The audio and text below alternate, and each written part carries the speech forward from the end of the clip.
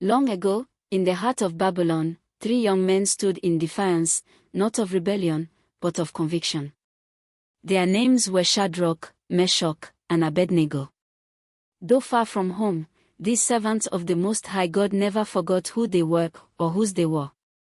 They had been taken from Jerusalem, captives in a foreign land.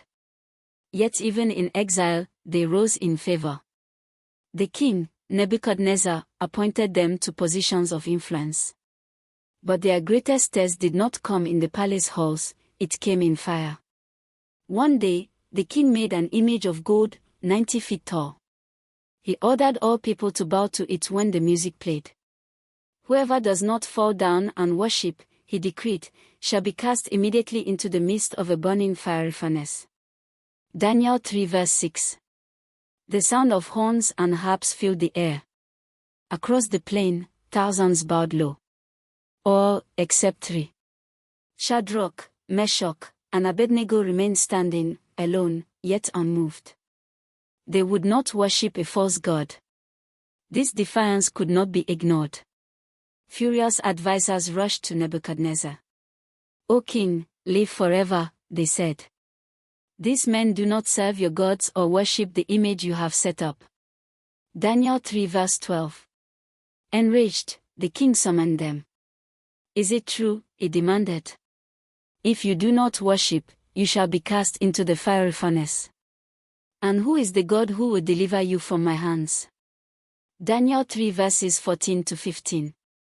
With calm courage, they answered, "O Nebuchadnezzar, we have no need to answer you in this matter. If that is the case, our God whom we serve is able to deliver us. But even if he does not, let it be known to you, O king, that we do not serve your gods." Daniel 3 verses 16 to 18. Their words struck the court with silence. But the king, consumed by fury, ordered the furnace heated 7 times hotter than normal. He commanded his stronger soldiers to bind the 3 men and throw them in. The heat was so intense, it killed the soldiers who carried them. Bound in their garments, Shadrach, Meshach, and Abednego fell into the fire. The king watched from a distance. But what he saw next made him leap to his feet. "Did we not cast 3 men bound into the fire?" he asked. "Look. I see 4 men loose, walking in the midst of the fire, and they are not hurt. And the form of the 4th is like the Son of God." Daniel 3 verses 24 to 25. Amidst the flames, the 3 were untouched. And beside them walked a radiant figure, a divine, unbound, a heavenly presence that even the pagan king recognized. Nebuchadnezzar came near the furnace. "Shadrach, Meshach, and Abednego, servants of the Most High God, come out." Daniel 3 verse 26. And they did. Not a hair on their heads was singed. Their robes were intact. They didn't even smell of smoke. The crowd stood in stunned silence.